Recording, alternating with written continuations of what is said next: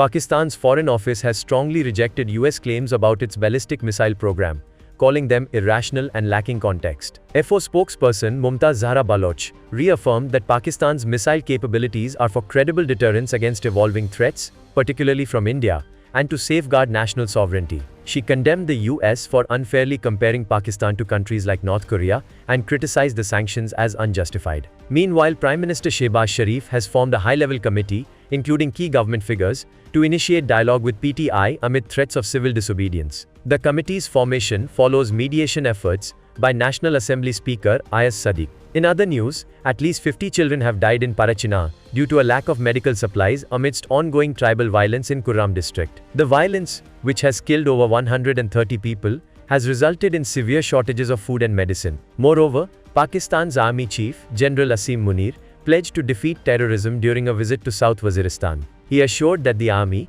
with support from other agencies, would eliminate terrorist elements and ensure lasting peace. This statement follows a deadly attack on a checkpoint in Makin, where 16 soldiers died fighting terrorists. Lastly, the Federal Investigation Agency arrested 2 individuals, including a suspected human trafficker, in connection with the December 14 migrant shipwreck off the coast of Greece. The tragedy, which left at least 5 migrants dead, involved a boat carrying many Pakistanis. Israeli airstrikes have killed at least 32 Palestinians and injured 54 others across Gaza in the last 24 hours. Attacks have also targeted the Kamal Adwan hospital in northern Gaza, which continues to face bombardment despite evacuation orders. A school-turned-shelter in northern Gaza was bombed, killing at least 8 Palestinians, while separate attacks in northern Gaza killed an additional 9 people, including 4 children.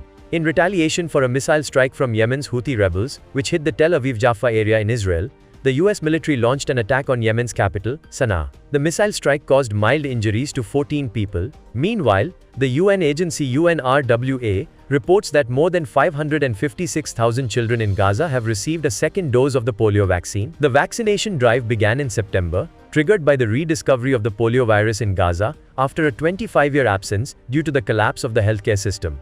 In other news, Israeli Defense Minister Israel Katz has warned Hezbollah that Israel will crush its head if the group does not withdraw beyond the Litani River in southern Lebanon. This follows Israeli military operations in southern Lebanon, despite a ceasefire agreement. However, Iran's supreme leader Ayatollah Ali Khamenei declared that Israel has failed in its objectives in Gaza, notably in its attempts to destroy Hamas and secure the return of captives. He also criticized Israel's claims of victory and reiterated that resistance groups like Hamas and Hezbollah remain strong.